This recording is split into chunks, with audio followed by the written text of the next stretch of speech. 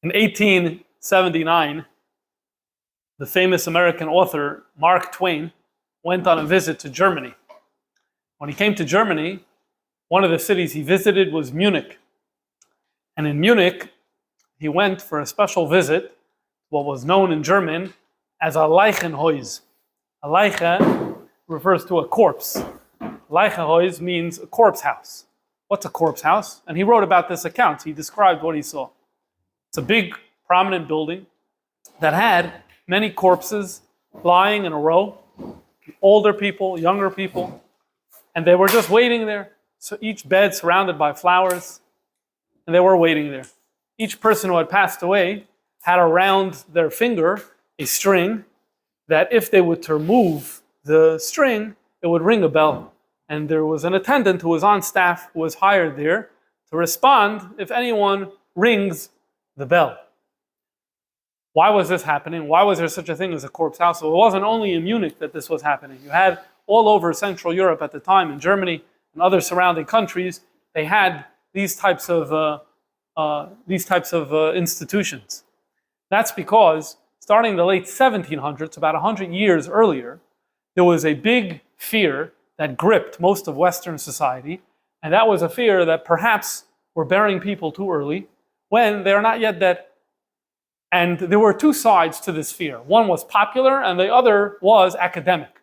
On the popular side, there was the stories that the newspapers are writing. At this time, newspapers are becoming very common in the late 1700s, and you always want a good story because you want to sell papers.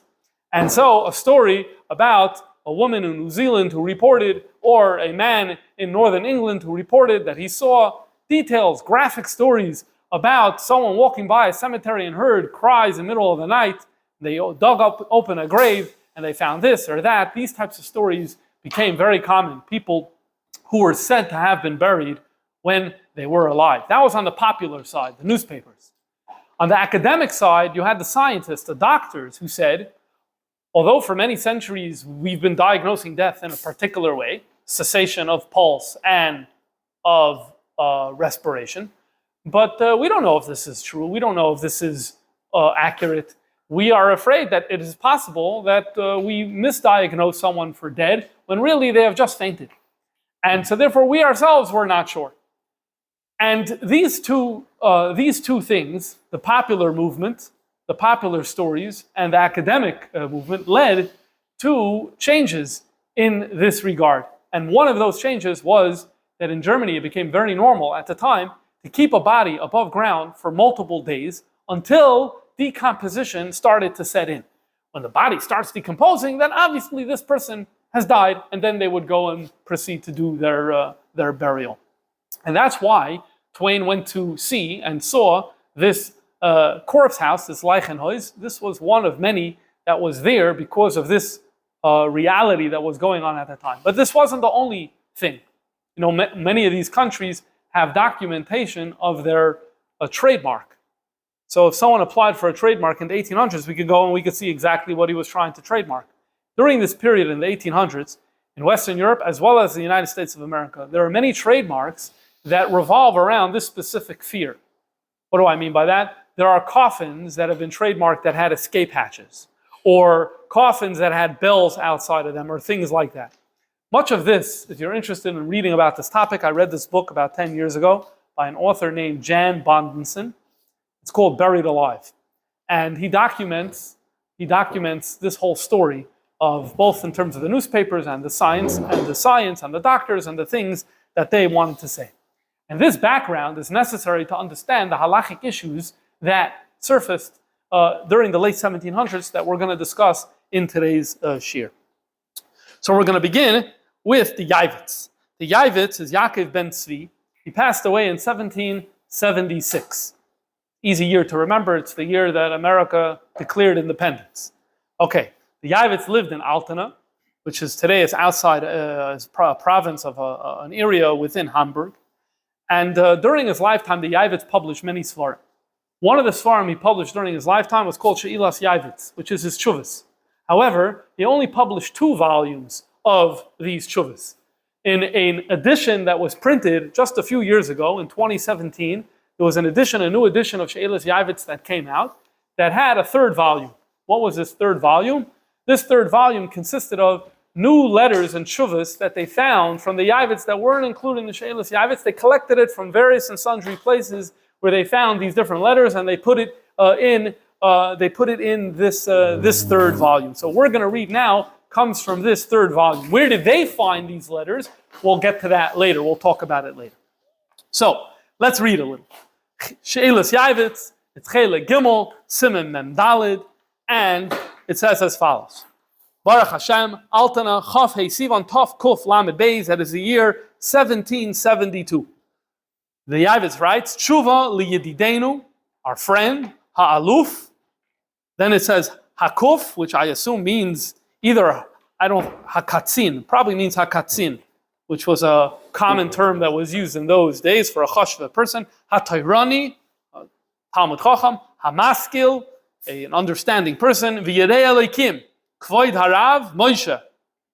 Okay, may God bless him and protect him. Okay.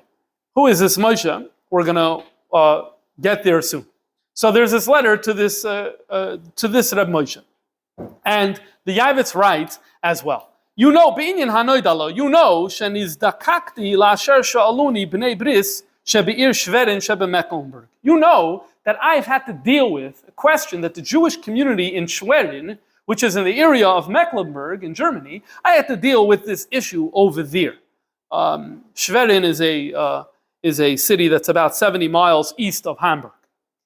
What was the issue? He goes on to say that the Tsar, who is known as the Duke of Mecklenburg, made a gzeira, his lashon is, l'shanois minig b'nei Yisrael be'inyan kfuras haniftorim kimitzuva aleinu mipi Chazal.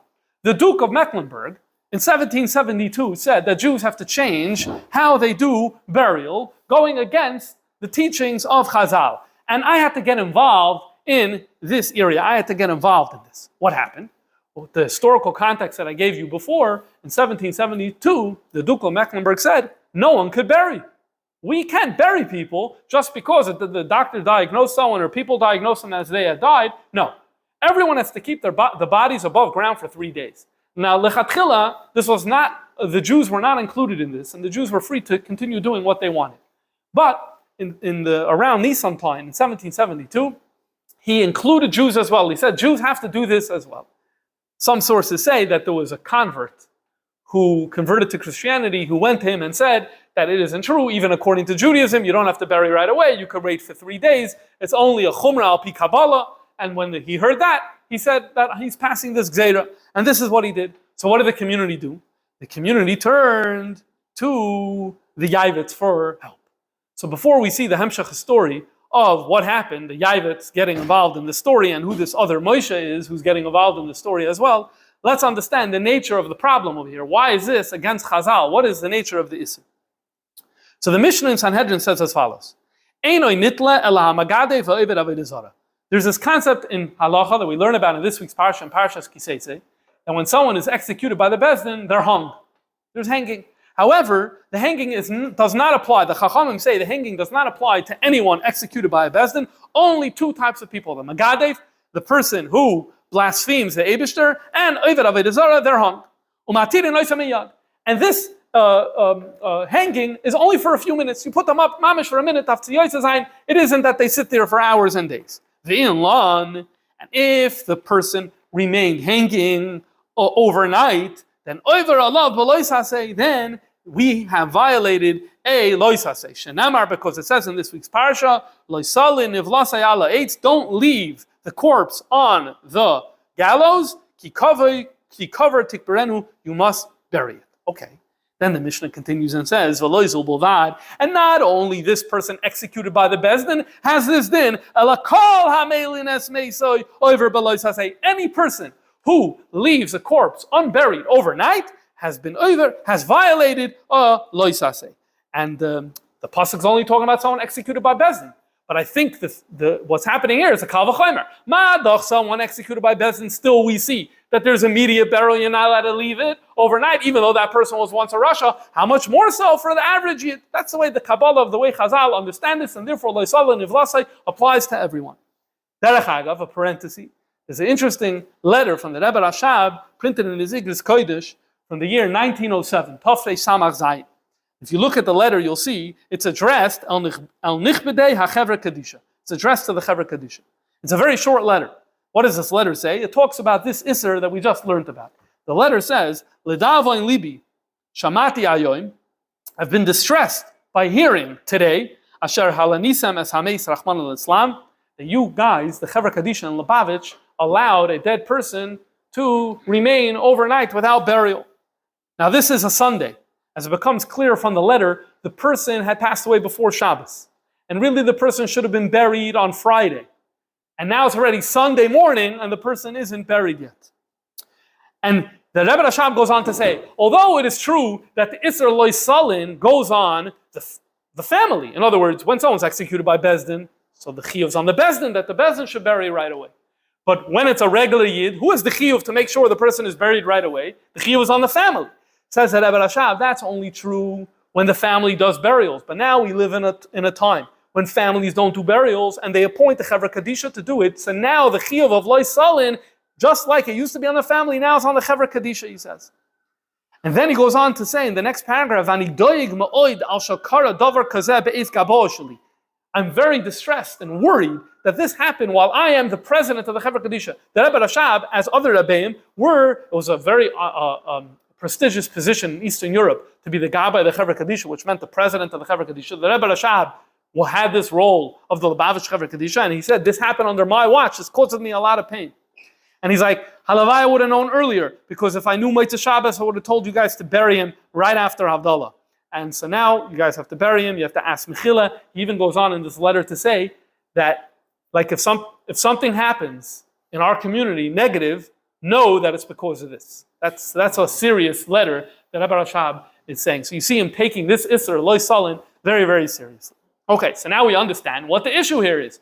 You didn't have a command, Loy Salin. Here the guy is saying you have to do Loy Salin for perhaps 3 nights, because you have to leave the person over ground for 3 days. So what happened?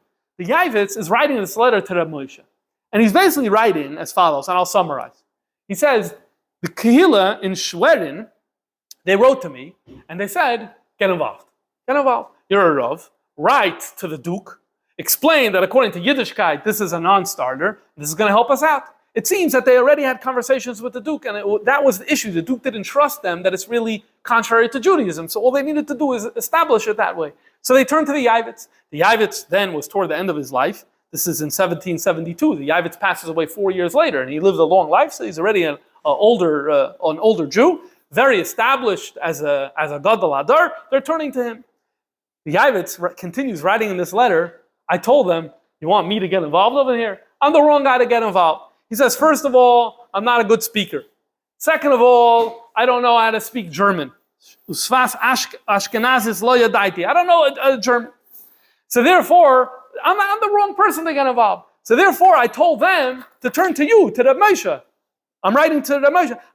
They should talk to you. Because you, his lashon is, you have a Yad Vashem, you know how to deal with kings and with princes, and you know how to speak German, and you know how to explain things well. So I told them they should go to you, to Reb Moshe. However, they told me, no, we need you, we want you, you're the Yavitz, we need you to write something. So I said, you know something? All right. So I wrote something. He wrote an essay, obviously in Lashon HaKodesh, and he says he wrote Kamoi Boigin. A Boigin is a booklet of multiple pages on this issue. But he says he was such a rush that he wrote it quickly. He gave it to the community. They went running back to to Mecklenburg, and he doesn't have it. But he wants for his archives. He wants a copy of the material that he wrote. So he writes to them in Schwerin. He says, by the way, I gave you that booklet. Can you send it back to me? I'd love to have it for my archives. Maybe one day I'll print it or something. They're ignoring him. They're not answering anything. So he's getting anxious. He said the Yavitz wants his kunters. So he figured he had told them to go to this Reb Moshe. So, and he kind of knew that they were going to go to him also. So he figured, I'll write to this Reb Moshe, and maybe Reb Moshe got a copy. So I'm going to write to Reb Moshe. And this is a letter he's writing to this Reb Moshe saying, did you get a copy? If you did, please, please, please send it to me so I could have this. This whole story, really interesting story, begins with this very, very interesting, innocent letter where he's just saying, can I have a copy of the kuntras that I wrote? Okay, this Reb Moshe responds back, All of this material is printed in this many letters, a number of letters back and forth in this Chelek Gimel, this new edition. This Reb Moshe responds back and says, I had no clue they even spoke to you, and I never saw that you wrote anything on this. They came to me, they said, can you please help out? And I helped them. What did I do? And he goes on to write to the Yavitz that what he did is as follows. He wrote a letter, a petition, in German, in High German, to the Duke, that says that according to Judaism, we bury right away, and this is very, very important. You're worried about premature? You know what? The Kehillah is going to make a takana, no burying without an expert physician diagnosing death. And that's going to be, and this is what he wrote, and he wrote it for them. But your kuntres, Yavitz, I never saw your kuntres. In fact, I'd love to see what you wrote. I like you, we have a good relationship. I'm very curious to see what you wrote, but I didn't see your thing. But then once he's writing to the Yavitz, he says, in addition to this petition that I gave them to bring to the Duke, I also wrote them a letter separately. And in this letter, I basically said that what happens if the Duke refuses and says, no, 3 days, what then? So I wrote arguments that they should accept it, that they should go along with it.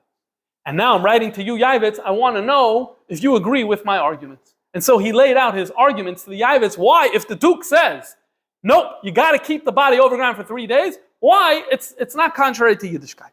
So let's see, now we're going to turn to the letter that he wrote to the community, and let's see the sources that this Reb Moshe uses in order to say why it's not the end of the world to leave the body above ground for 3 days. So first of all, he started with the Shulchan Aruch. Shulchan Aruch in Yoreh De'ah says as follows: Asur lahalin ames. It is forbidden to leave a body unburied for an evening.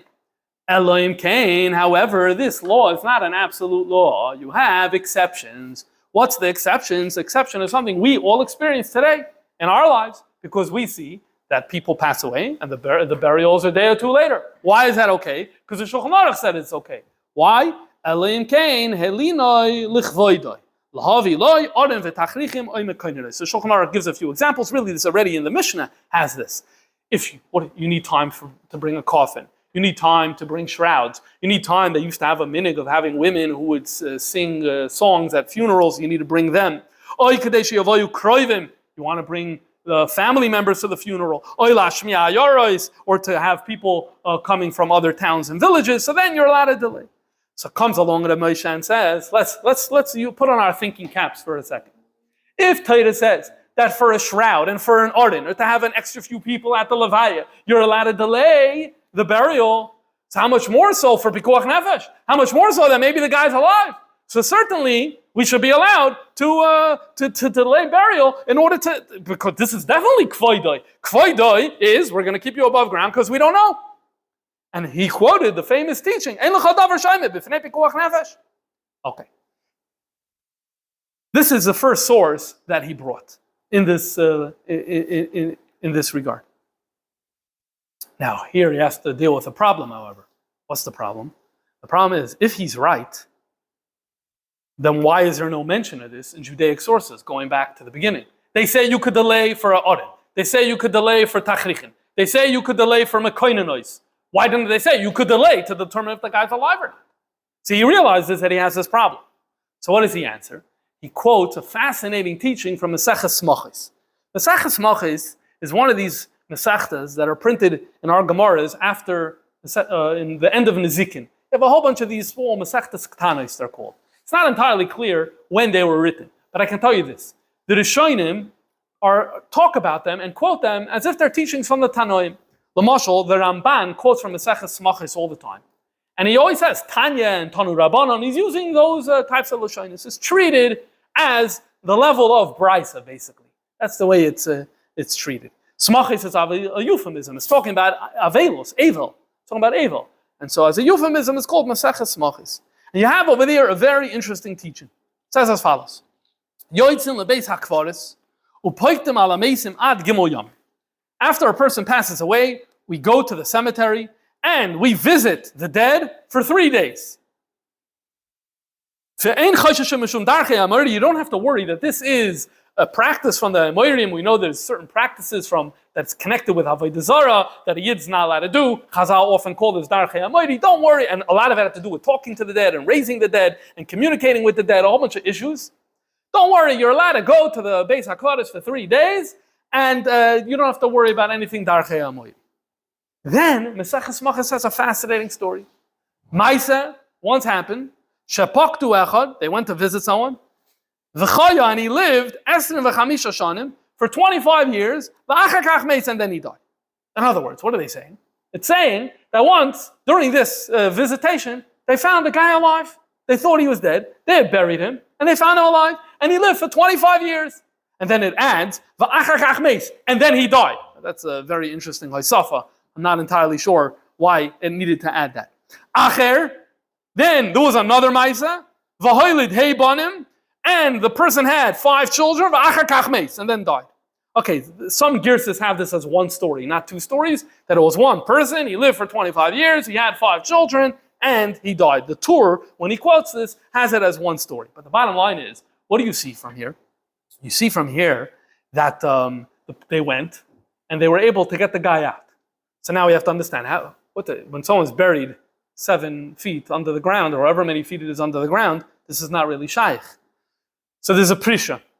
The Prisha wrote a commentary to the Tur, and the Prisha explains, this made sense being mayhem.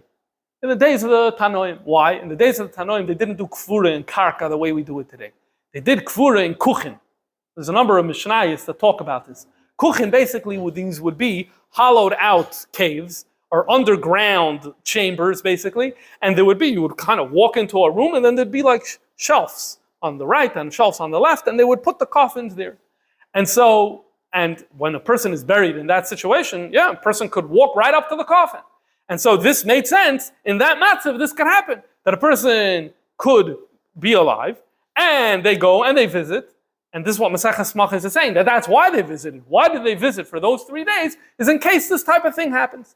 So says this Reb Moshe, that you want to know why Chazal didn't mention it? They didn't need to mention it. Why? Because in those days they used to bury in kuchin. In these, in English, the word is catacombs. You have them other societies as well. They buried in catacombs. They used to bury in catacombs, and because they buried in catacombs, it was easy access. Because it was easy access, Taka would go once a day for 3 days. They'll go to check out the situation, and if something happened, as we saw happen here, then they would take them out. So that's why Chazal never said that you're going to be Meilin Es HaMeis for this purpose. You didn't need to be Meilin Es HaMeis for this purpose because you had another solution. So therefore they only included the other examples. But now comes this Reb Moshe and says, now that we're living in a new world, we're for many centuries already. We haven't been burying in catacombs, and we're burying in the ground. So once you put in the person in the ground, it's over. There's no getting the person out. You're not going to have this solution. And so therefore, it makes sense for us to say that we should leave the bodies above ground for 3 days. This is what Reb Moshe has said. So far, he said 2 things. Number 1, he brought a raya that if we're mailin for covet, alachas kam v'kama first b'kuach nefesh. And he said, why wasn't it mentioned earlier by Chazal? It wasn't mentioned earlier by Chazal because they had a different solution that we no longer have today. Then he goes further, this Reb Moshe. He goes further and says, you know why we should really take this seriously? Because I'll show you from Chazal, that Chazal were choishish that we don't know how to diagnose death. Where do we see that? So let's read a little from number 9. He says, Hine kol chachmei harefua, all doctors today, ya'idun, they all testify and they say, she'ein lahem simon muvak lemisa. They don't really know how to diagnose death. Kiyim, what do they say? Sarech lahamtin ad sheyaschel habasar lis akel ulis apes. Ulis hapesh. You have to wait till decomposition sets in. That's what the doctors say. Uchenivre midivrei Chazal, and it seems that Chazal are maskimim b'davar hazeh in Baalei Erfo. Chazal agreed with this. Why? First of all, you see in this story of Meseches Machas that the person Taka came back alive. Either one person or 2 people came back alive. So you see the Chazal are concerned about it. And that's why they documented there that there was a minhag to go for 3 days. So we see the Chazal have the same concern. Then he said, and there's also another teaching in Meseches Nida Daf Samachtas Amid Beis. What's the teaching in Meseches Nida Daf Samachtas? It says as follows. A small introduction on Tumah and Tara. There's different types of Tumah. Different types of Tumah. Everyone knows tmei meis, that's one type of tumah. Then we also know there's a tameh of when there's a tumah that comes from bodily emissions. A zav for a male, a zava for a female, nida for a female, yailedes is also a female, a mitzayra, that could be a male or a female, these also include tumah. The dinim of how the tumah works and how they're metama other things is not the same in all these cases, which is why we have so many dinim on tumah and tara, because there's a lot of nuance. There are certain chumras that are involved in tumah zav, zava, nida, yaledes, and mitzayra over tumah meis. We're not going to get into now, but certain tumas where it's more chumr there. Now, comes along the Mishnah and says as follows: Hazav, va'azava, va'anida, va'yaledes, va'mitzayra shemesu. They die. So now, really, their tumah should become a little more kal, because now they're tamei meis. They died. It's not a zav anymore. You can't be a zav when you're dead. You can't be a mitzayra when you're dead. Right, so really the dinim should change, and all the dinim of tmei meis should apply here, and none of the dinim of zav and zava and nida should apply here. Which again, some of them are a little more chomer. It's not again which ones. Says the Mishnah. Guess what? Metamin, it has the tamin b'masa, which for our purposes we're going to say it has the higher level of tumah, the more strict level of tumah, ad sheyimay kabasar, until decomposition sets in. So in other words, we don't look at the zav and say, oh, you died, so now you're no longer a zav, now you're only a tmei meis. We say, we're treating you as if you're alive until the body starts to decompose. Why? Says the Gemara, my taima. What's the reason? Amarav, Zeira Shama is alpha. We're afraid that maybe the person fainted and is going to be mistaken as dead and came into contact with something, and we're going to say, oh, he's dead, tmei meis, it's easier tumah. Really, it has the harder tumah because the guy is alive and it just fainted. And so therefore Chazal were so concerned about this that they made a gzeira that a zav and a zava and nida and yaledes, even after death, there is the stricter level of tumah until you get to decomposition. Says Rav Moshe, oy bazoy is a raya to what I'm saying. Chazal were really choshesh for this. We need to be choshesh for this, and that's his point. And so therefore you reach his maskana. What was his maskana in this letter that he wrote to the community? He wrote, listen, I'm writing a petition for you guys that you should have it your way. We should have it the traditional way. Where we bury taka, when do we bury? Right away. And I'm asking for special permission that we're going to have a doctor, and because it's a doctor who's diagnosing the death, so therefore the chances of a problem go way down. Hopefully the Duke of Mecklenburg is going to be okay with this. However, im lo yisrate, if he doesn't agree, so then look at the lashon he says here. Ein toiv lahem elasa is kamaisa kadmenenu zal. What's he saying here? He's not saying, so then we'll make up shara. He's actually saying, if he doesn't agree, then let's go back to do what the Tanaim did. Let's do Kamaisa Kadmeinenu. Which is what? Let's build in the Beis HaKvaris, we'll build a cave. We'll do the Tara over there the way the minig is. We'll leave them unburied for 3 days, and then we'll do the Kvurim. And then he says, he goes stronger. I think, V'zel Adaiti, it's a chayva al kol hakihilas hakdoshas. All of the Jewish communities that Jews in Germany refer to, or the Kehillas as Kehillas Kedosha meant Jewish community. Don't leave what the Tanaim did. Don't go to the right, don't go to the left. So in other words, although it started off as, we want to keep the tradition the way we have it, we want to keep the minig the way we have it, and I'm going to write a petition to help you guys out, right? Oh, and by the way, if not, so b'di'evid, you could get away b'shas hatchak with this other thing, because I found heterim. In fact, he took these heterim, this Rav Moshe, and he's saying that actually he's showing that he prefers that. He likes that better. He's trusting the doctors that we quoted earlier. He's like, yeah, the Chazal agree with the doctors. And so therefore he's like, let's go back to the true tradition. The true tradition is to really be concerned about this and worried about this. And this is what he wants to do. And then he signs his name. What's his name? His name is the Moshe Midessau. Moshe of Dessau. Who's Moshe of Dessau? Moshe of Dessau, you know as Moses Mendelssohn. As Moses Mendelssohn. Why is he called Moshe of Dessau? Because he was born in Dessau. Later he made his way to Berlin. And here, what a lot of people don't know about him is the rabbinic correspondence that he was able to have. And him writing to the Yavits very respectfully. And the Yavits writing to him in very, very respectful terms that we saw before. And all these types of terms. So this is very interesting that we have this taka from the Yavits.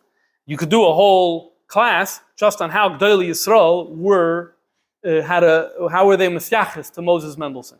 You could do it as Gdolei Yisrael B'doiroi, in his generation, and the next generation, Chsidim, not Chsidim. It's a fascinating thing because it's not always the same in every place. I think you could generalize and say that it is true that during his time, there were many who actually had good relationships with him and respected him.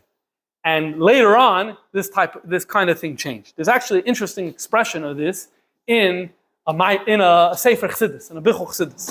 If you open up Sefer Hamamar and Tov Reish Samach Gimel, you'll see in the back there's Isofis. The Isofis in the back, they have Maimonim. Now, they have a ksav, it's in the Rebbe's library here, a certain ksav. They're not sure what it is. The Rebbe spoke about this ksav a few times. Not sure, is it from the Rebbe Rashab? It's definitely not the Rebbe Rashab's handwriting. It's a chassid's handwriting. But is it the chassid writing what the Rebbe Rashab said? So some parts it sounds yeah, some parts it sounds no. So the Rebbe said it's a ksav from chassidus. We don't know if it's from a Rebbe, if it's from a chassid or whatever. But I think it's definitely the Rebbe quoted from it multiple times, and the way it's printed in the back of Sefer Hamar and Tov Reish Samach Gimel, it more or less it's a very reliable thing. By definition, it's a very reliable thing. You have over there a line. It's not again so much what he's talking about, but you have a line. I put it here in footnote 13, in the second paragraph, where he says, "Kemoi mad v'talmidav yimach shemoy." Mad is Moshe Desa. Shekama nefashes hechtiyoi avur shehechziku oisam liyerusharim. He caused harm, causing numerous people to sin because they thought he and they thought his students were good people. Only now, later, officially this is being said around the early 1900s. Now, no one's going to be learning from him. So what do you see from here? You see from here, it's relevant to this conversation. Because I do think you see this more of a few occasions where people who were in his door actually spoke positively about him and sometimes used his books and whatever. It's in the later generation. Why? See, this mimer is telling you why. Because it was taka hard to tell. A lot of people say today that he started reform. The emes is he didn't start reform. Reform in the sense that we're going to change what goes on in the shul and how we daven, all those things. We don't have any of that reform for him. The reform for him was more cultural. That is the integration of the Jew in society, speaking the language and the dress. That was the thing that he focused on. But halachic reform was not something that he touched, except for, actually the only case in where he got involved in halachic reform that I know of is this issue here, where he wanted to change the Inyanim of Kfura, saying that this is the best way to do it. But this is the exception, this is the outlier. For the most part, this was not what he was doing. And so therefore, what this mimer is saying, understandably, Gdolei Yisrael, who lived in that generation, had decent relationships with him, and they referred to him respectfully, and that was the problem, that therefore people weren't careful. That's what this mimer is saying. So what we're seeing here from the Yavitz actually fits with this Ksav Chassidus that we're seeing from Tov Reish Samach Gimel. Where did these letters come from? Where did this whole correspondence come from? I said before, it was printed for the first time in the She'ilas Yavitz. It was printed in Tov Shin Ayin Vav, Ayin Zayin, 2016, 2017, where this was published. Where did they get it from? Because what happened was, during this time, as I alluded to earlier, there was a fever about early burial. And you could understand when people were becoming more enlightened or more modern, so to speak, this was the kind of the issue between Haredeism versus modernism. It's like, what is your opinion about the burial situation? So those who were more like the maskilim, they would say, oh yeah, we should take this new science into consideration and we need to change the way we do burial. And the traditionalists were mostly against it, as we're seeing here. And this went on for many decades. And again, this is 1772. This went on for many decades after. So I think it was 1785. Yeah, 1785, there was a journal that was put out by the maskilim in Berlin called Hama Asef. And they wanted to continue a conversation about it. So Mendelssohn was still alive. I think he died the next year. So they went to his archive and they found the correspondence between him and the Yavitz, and he gave it to them, and they published it in Hama Asef. And that's where it was. That's the only place it was published. Till these chevra who printed the third volume of She'ilas Yavitz, they're not telling you that they got it from there, but that's where they got it. They got it from Hama Asef, this Haskalah newspaper, and this is where they were printing it. Because during this time, again, they wanted to keep up having this conversation, and went on for many decades thereafter. So what do we see? We saw that the Yavitz basically wrote to Moshe, now we could call him Moses Mendelssohn, right? So he wrote to Moses Mendelssohn and he said, do you have my kuntres? If you don't have a kuntres. And along the way, Moses Mendelssohn now wrote to the Yavitz all his Hatainim, what he sees. So what's the Yavitz going to respond back? The Yavitz sends a letter back to the Yavitz sends a letter back to Moses Mendelssohn that says, Loi mitagrois and aleph. Absolutely not. So let's go through, because l'chayra, there's some good arguments over here. So let's see what the Yavitz responded.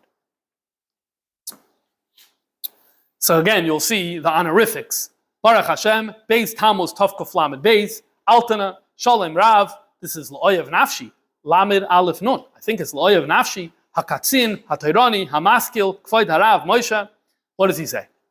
Chalila chulinu laharer acher minig aveseinu anafutzim ba'arba. God forbid to question a minig that all Jews are doing. In kol chilufei minogayim b'dvarim she'eben k'peda kolkach. Despite the fact that Jews are so diverse and we have so many different minhagim in areas that don't matter so much. Nonetheless, bezois, in this area, hushvu, it's the same for Ashkenazim and Sfardim, Mizrachim, Maravim.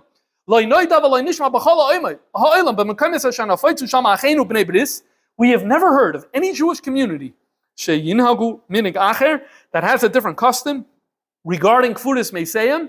Everyone does what we're doing. So therefore,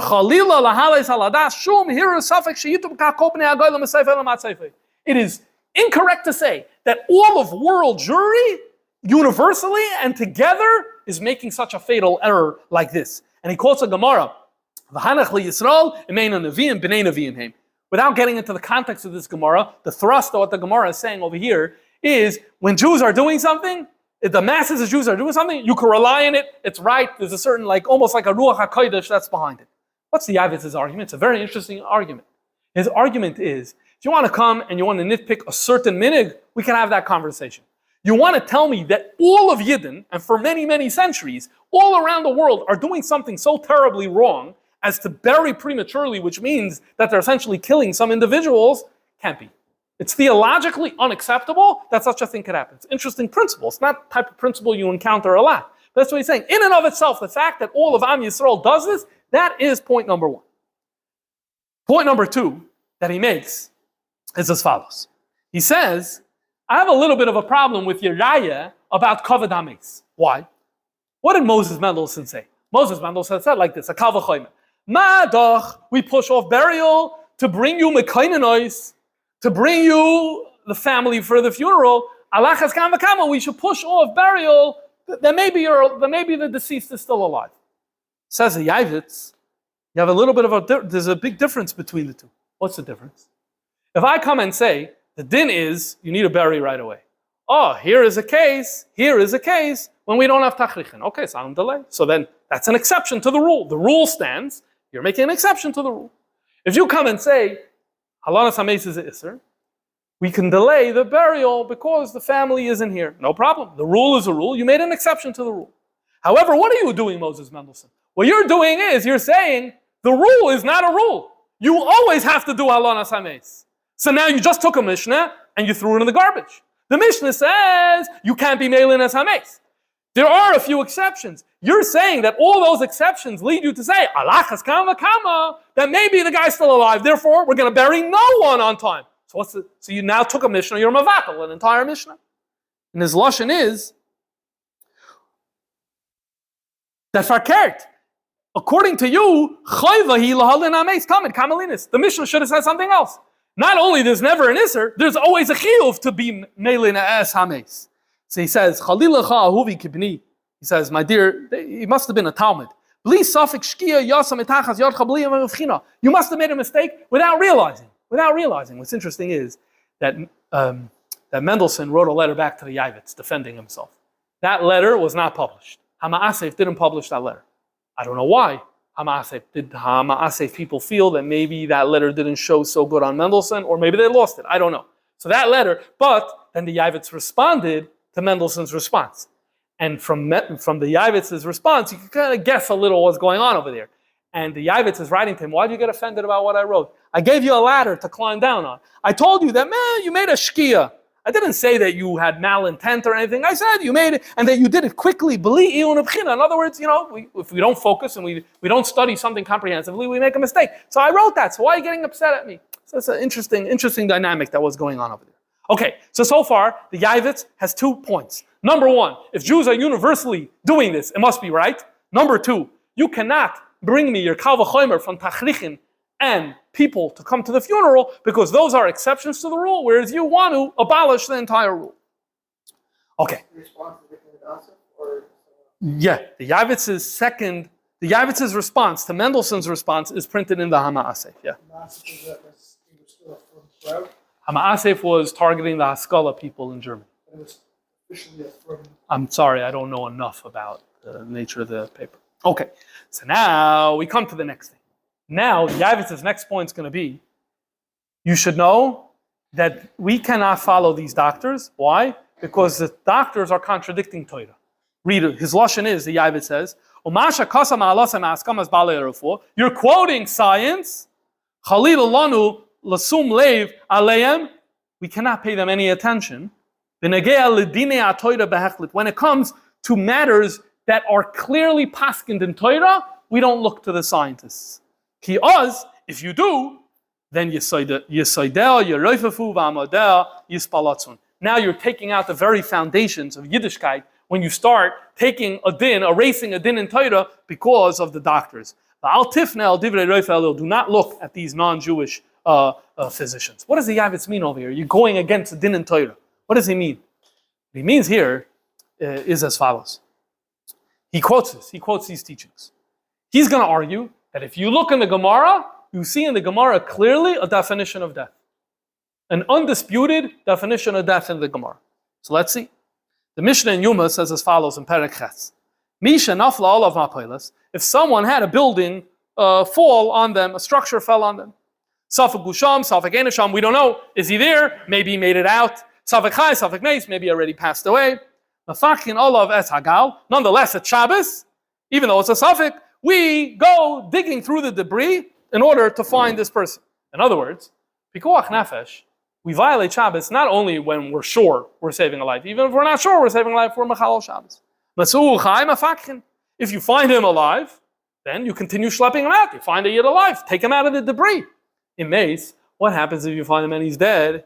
You're not allowed to take him out on Shabbos. Although we care very much about Kavod HaMeis, and so we don't want to leave a body in debris. But Shabbos, we don't mess with Shabbos. Only for Pikuach Nefesh, but not for Kavod HaMeis. So you leave the body there in the debris, you come back after Shabbos to take it away.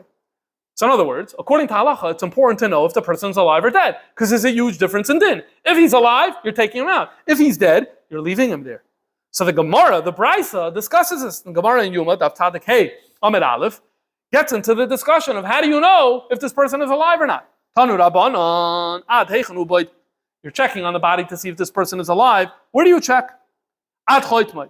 So the first shitta says, you check the nose. In other words, the old traditional way, you see if the person is breathing. If you see the person isn't breathing, then you know the person is dead. The Yeshayimrim, there is a Machalikas, there's another view that says, Ad Liboy.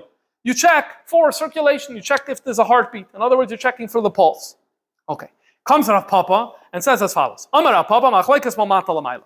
The whole debate over here, where one says, check the heart, the other says, check the nose, is only talking about when you come across someone's shoes. And then you continue digging, you come across his knees, and then you reach the midsection, and now you reach the heart. You check the heart, there's no heartbeat. So now the question is, do you go further or not? The second shitta says, stop. You check the heart, there's no heartbeat, it's done, it's over. The first shitta says, no, it's not enough. You have to continue going all the way till you reach the nostrils to check the breath. But if you come across the guy's yarmulke first, and then you continue going down, and you come across the nose, and you check the nose, and there's no breathing, even the badak le'at choitmai, once you check the person's breathing, respiration, shuven etzarech, you don't go further. Why? Because we have a pasuk. Whoever has the neshama of life in his face, there's a pasuk by the Mabul that any living being passed away. Now, the way the Torah chose to express living being is nishmas ruach chaim ba'apav. Something about the neshama beating in the face, the neshama pulsating in the face. So that must be the breathing. And so we have a pasuk that puts breathing on the pedestal. And so therefore, once you check that, you know the person isn't breathing, they're dead. The other shitta is whether the circulation is good enough. So how does the Rambam paskin? The Rambam paskins that you're always going to be more machmir in this case. So basically, we throw out the position that says you look to the heart. We follow the position that says you look to the nose. And the story. That's how we do it. So what do you see from here? What do you see from here? We have a Gemara definition of death. What is the Gemara? Is it decomposition? Absolutely not. Because if it were, then the Tanu Rabbanon, it would say, if the body didn't decompose, schlep it out on Shabbos. Because even for a suffix we do it. So from the fact that you don't have that, and it says rather, what do? You check for breathing, and if there's no breathing, end of story. It's a raya. The Chazal's definition of death is respiration. So what you're saying is asking us to go against Torah. So now, when Torah says you have to be Machal Shabbos in order to save a life, oh, we're not sure. Is doing this medicine, is it going to help this patient or not? So what do? Torah tells us you go to the doctors. So there we're happy to trust the doctors. And halakha, right? But that's not the issue over here. The issue isn't an area where the Torah, so to speak, gave doctors jurisdiction. Torah gave doctors jurisdiction. Do you need Yom Kippur or not? We trust the doctors. Do you do Mechal Shabbos in this situation or not? We trust the doctors. But to say that the person is alive when Torah says the person is dead, and the story, Torah said the person is dead. So that's what he means here, that this is a non-starter. And in his Lashon he says as follows. Although Chazal were very machmir when it came to koach nefesh. Kenoidas is known. We don't say, oh, in the majority of cases, when a building falls, there's no survivors, so we're not going to dig through it. We don't do that. And the Gemara even says, another din, if you're digging through the building and you find some people at the top dead, so you say, oh, if we found people here dead, so definitely people lower where there's more pressure, definitely they're dead. No, we don't say that. So we see that we're Machal Shabbos even for a doubt. Nonetheless, the same rabbis who said that even for a remote chance, we're going to be Machal Shabbos, here, but they said, you're only checking for respiration and you're not checking anymore. What does that teach us? If we're dealing with a doctor who doesn't have Torah values, his ideas we cannot accept in this regard. Don't go with him. We're not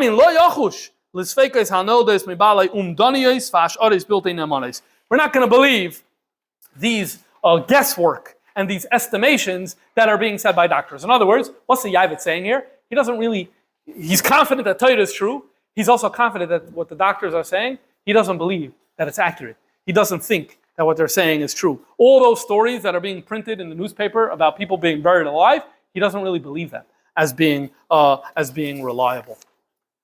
Okay, but what about that Mishnah, that teaching in Maseches Smachos? We had a teaching in Maseches Smachos that showed us that number one, it's possible, and not only is possible that therefore there was this minhag to go visit the grave for 3 days. If the Yavitz is so confident that Chazal knew exactly what it is in terms of respiration, so that whole teaching seems to fall. We have an issue with this teaching Maseches Smachos. So what does the Yavitz answer? The Yavitz answers as follows. Oma shakasu b'Maseches Smachos einoi elahecha deika lemechash denikbar is amazed b'chipazayin. That teaching Maseches Smachos is only talking about a very, very unique case. When for whatever reason, someone did something wrong. What does that mean? Where they didn't monitor properly and didn't bring a doctor to check that respiration taka stopped. And let's say they thought the person was dead and there was a riot about to happen or there's a war, right? Sometimes people are buried in war in a quick situation. So in those situations, they buried very, very quickly. Without proper examination, because it was a pressing hour, because some historical situation happened. So that's what that was talking about. So then, and only then, is number one, is it possible that a mistake happened. And then, and only then, you have the minhag to say, oh, we buried the guy, maybe it was premature, are we sure now? Maybe it was, okay, let's go visit for the next 3 days. Then and only then they did that. Other than that, never happened. In his Lashon, Kishanagu imoy kishaira, b'masun uva'ashkocha ruya, when they do it properly, kaminig ha'chever kadisha bizmanim alalu v'sha'ah shalom, like the chever kadisha, and in a time of peace. You see, he's indicating that Maseches Smachos is talking about a rush burial due to war or something like that. So then, le'efshiri rachek l'mu'uta d'mu'uta loy chashinon. Then it's a 1 in a million. And 1 in a million, guess what? We're not going to count 1 in a million in halacha. And he goes on to say, Yesh chiluk bein hamotzei ksas. There is a difference between something that happens a little, lebilti motzei klal rak derech pele, and something fantastically unusual happens. Ki gam hu lenimna yechashev, that type of thing, that 1 in a million thing, that when it happens, you're like, that's a pele. In halacha, it's considered impossible. The ain't choshesh in law, we don't need to worry about it. So, is it possible to happen 1 in a million that a proper person had passed away, and there was a proper examination, and it turned out to be an error? Yeah, it's possible. But it's possible, 1 in a million, halacha doesn't take that in consideration. Meseches Machais wasn't talking about that. That was talking about someone who was built in haste, buried in haste, l'mashal, because there was a war. That's when you had this minhag of going for 3 days when it was shaykh. So maybe he would say, yeah, if you have a case theoretically today, but we shouldn't have cases like that today. We don't have cases like that today. The Chevra Kadisha is always careful. That's his point. Now the Chassam Sofer lived a generation later. And the Chassam Sofer was still dealing with this issue well in the 1800s. As I said before, because the fever and anxiety about this issue began in the late 1700s and lasted through the entirety of the 19th century. And so therefore the Chassam Sofer also got involved in this discussion. And he points out in his tshuva on this subject, and he covers many of the same points that the Yavitz does. By the way, he knows about the Yavitz. And he's like, the Yavitz wrote, how does he know the Yavitz? He says, I saw it in the Hamaseh. He writes, I saw it in the Hamaseh. Okay, so the Chassam Sofer, what he says is as follows. You know, Moses Mendelssohn is trying to turn to this Meseches Machos, where you visit for 3 days, and he's arguing that this was done as a takana to make sure that people weren't buried alive. That's like a pretty bad takana. I mean, if you're going there at 1:00 p.m., and you're there, hi, nothing, and you leave. That's, if you're really concerned about this, you need to hire someone, like they were doing in Germany at the time. You need to leave him there the entire time. She says, I don't really understand how this would make, if there was a real chash, this is not a real takana. This doesn't really make sense as a valid takana. Ma yoyil levakrei pam bayoim. How is it going to help to visit him once a day? So therefore, ha'emes yoyil darkoi, the truth is, kiza mikra ba'alma. Mimikrim harachoikim echad le'elef shanim. This story that happened in Meseches Machos was a once in a millennium story. Vafilu miuta de miuta lo have. It's not even miuta de miuta. And he gives an example. Just like the story in the Gemara that says, Choni Hamagel slept. So it happened? Yeah, it happened. But no one is basing any halachas off that story. Because in the Lashon of the Yavitz, it was Hu Davar Pele. In the Lashon of the Chassam Sofer, this is once in a millennium. And therefore, when it comes to, it's a 1% chance and it's a small chance, we're going to take the person to the hospital and all that. Why? That's still normal. Even if it's a small chance, it's normal. That's not Choni Hamagel falling asleep for 70 years. Okay, so how does he touch Meseches Machos? The Yavitz told us Meseches Machos is talking about a unique case. What's the case? When there was a war and so they buried someone in haste. So then you have this minhag to go check out for 3 days. But according to the Chassam Sofer, even question it. Going once in 3 days doesn't make any sense. So how does the Chassam Sofer understand what's going on in Meseches Machos? So he goes on to say, this is not Meseches Machos. Go back to the teaching. If you go back to the teaching, it's text 7. When it says Yoitzin lebeis hakvares, it's not. It sounds like it's saying we all have the minhag to go out. This is the right thing to do. That's not how you read it.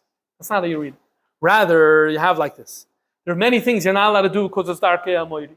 A lot to do with talking to the dead and communicating with the dead is Asr. What's the gather of Darkei Amoiri? Very often, the gather in halacha it's a custom, and you ask the guy, why are you doing this? What practical benefit? Like, oh, it's true, we don't know.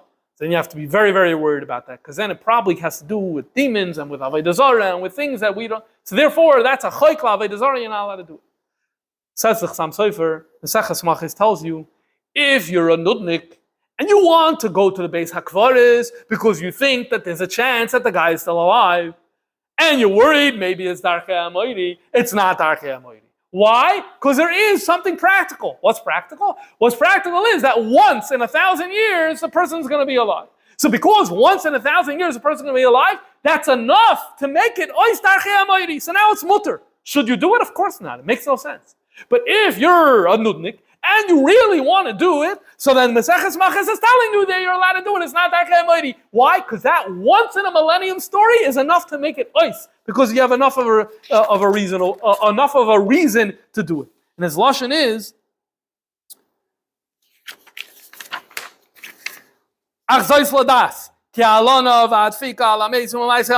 going and sleeping by the dead and hanging out by the dead is not allowed. And should be forbidden. So Maseches Machas tells you, why? Because one dude found a relative who was alive. In Cain, someone who does this, it's not that he's doing something irrational, makes no sense. This is what he's thinking, maybe the guy's alive, even though it's very far removed from any logic, but that's what it is. It's a little different. Again, the Yavitz explained that it's saying this is something we should do in very narrow circumstances that have no application today. Chassam Sofer is saying, no, you're reading it wrong. It's not something we should do. It's something that one is allowed to do. It's not darchei hamoiri, but the zero recommendation for doing this. What about the din of Zav? We saw over there that we treat the Zav with the stricter tumah of Zav until decomposition sets in. Why? We're like, oh, maybe the person is alive and he was diagnosed as dead, and so therefore we treat him halachically as if he's alive. Zav, nida, all those things. So both the Yavitz and the Chassam Sofer, they both say the same answer. They basically say as follows. There are cases when you don't have experts in the room, when you don't have a Chevra Kadisha, and someone faints. And there's an Alta Baba or an Alta Zayda that's there. They say, oh, the person has died. Good. So everyone said, oh, the person died. Now that person came into contact, that mace came into contact with something. And it turns out that the person was misdiagnosed because Alta Baba and Alta Zayda Befedish could misdiagnose someone for death.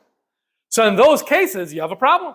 Why? Because the gefilte fish got into contact with that person, and we're going to say, oh, no, it's tmei mace, so it's a lesser chomor type of tumah, and you don't have to worry about the tumah zava and because the person's dead. No, the person wasn't dead. So it's really only about those cases. However, Chazal didn't want to stop being make chiluk in between cases. So therefore they said, even if you have experts, still we're going to wait for this issue, we're going to wait for decomposition. Why? Because we're afraid of the non-experts in those unique cases. That's basically the way they explain this. And then the Yavitz has a very powerful point. He says, if Moses Mendelssohn is right, then how could it be that tumah, sometimes you have, tumah came into contact with a dead body. And we say, oh, came into contact with tmei mace, now you need to burn it. Maybe the guy's alive. You're telling me Torah is chayshish to maybe the guy's alive. So maybe so now why are you going to burn this truma? It's a suffix. And why is there going to be all these punishments and these karbanis and all that? Is a raya Torah doesn't regard. We say the guy's dead, the guy's considered dead. So therefore it's only due to this unique circumstance that we have this exception in this way. This pretty much sums up the tshuva, the response that the Yavitz did over here. What was the end of the story? The end of the story was the Duke received Moses Mendelssohn's petition. And what did his petition say? As I said before, it said, let the Jews do it as they're going to do it. And I guess he received the Yavitz's booklet as well, or maybe someone summarized its content because it was written in Hebrew. Maybe someone summarized its content for him. And he said, okay, no problem. As long as you have a physician who's going to make sure, who signs the death certificate, no problem. The Yidden can continue doing what they're doing. Now, a few more artists to wrap this up. Number one, Mendelssohn's proposal was that if he doesn't accept, then what you should do is in the Beis HaKvaros, you should build a cave, do the Tara, let it sit there for 3 days. And the Yavitz and Chassam Sofer say it's not allowed. Why? Because you can't delay Kfura for this type of purpose for 3 days. The emes is that if what he was talking about, he didn't say this, but if he was talking about a cave that would be underground, and if the guf would be sitting on ground, then according to halacha, that counts already as kfura. And so that wouldn't have been opposed to halacha. Why am I saying this? Without too much detail, there was an issue in Cincinnati in the beginning of the late 1890s, where medical students who were studying in Cincinnati would dig up bodies and bring it to the medical school in order to do anatomy studies, in order to do dissection. They took Yiddish bodies. And so the Rabbanim wanted to do something. So they turned to Rabbanim in Europe and they said, is it okay if we build a house to keep the bodies and we'll wait till summer when the students leave, go summer vacation, and then we'll bury? The Rabbanim said, no, you can't delay for months like that. But if you build, this is what Rabbi Schenfeld wrote at Tshuva, if you build this crypt underground and the mason are going to be sitting on karka, so yeah, even if the walls are round, are cinder blocks, and there's a roof and all that, it's beseder. So it just happens to be interesting that there could have been, there could have been a halachic way dealing with it. But Mendelssohn didn't say that. He didn't get into that. He didn't suggest that. He just mentioned you'll build something, so he didn't get into that. A few more things. Another point, this whole drama, this whole story, really pits science, what the science of the day was saying, against Torah. It's an issue that comes up again and again.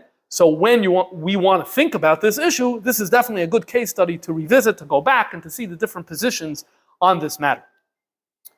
Next point. What was the end of the story in terms of this overall fear? So according to this book, according to Badenson in this book called Buried Alive, who did the research, an academic scholar in Wales, he says that all of you had these Leichenhäusen. So how many people woke up in a Leichenhaus? For 100 years you had this. Answer? Not one. Not one. There never was a person who rang the bell in the Leichenhaus. And likewise, in many of the stories in the newspapers of a thing, he did a little hakir bir, and it turns out lo dubim v'lo yar. So did it never happen? No one should sit here and say it never happened. The Rabbanim themselves said they think it could happen. Achoyni amago. It will happen once in 1,000 years. So that derech pele. So it could happen. But the idea that this was rampant in the 1700s or in the 1800s, that this was a societal problem, turned out to actually be false, which is why eventually the doctors moved away from that. And back in the 20th century, they went back. Respiration and circulation is death. Until brain death. Brain death. What's interesting with brain death is that it's like the opposite of this whole story. Because this whole story, the Goyim came to the Yidden and said, you're diagnosing death too early. With brain death, it's a big debate in halacha. But if you go to the Rabbanim that don't accept it as death, essentially what they're saying is, you're diagnosing death too late. Really, the person has died earlier because the person is brain dead. That's a topic b'fnei atzma. Maybe we'll revisit it at another time. But these tshuvas, the Chassam Sofer and the Yavits, come into that discussion. The brain death discussion, these tshuvas are important for that. Finally, I'll conclude with my clerical hat on and say, the whole concern here during this whole century was about being buried alive. That someone else may bury you alive. So the emes is that we, during our lifetimes, we need to make sure that we don't bury ourselves alive. Right? Nish poyer sheyard. In other words, when we throw dirt on ourselves and when we have an ineffective day, then in a sense, we're burying ourselves alive. So that's the type of thing that is within our control. That's something we could be better at in Chodesh Elul.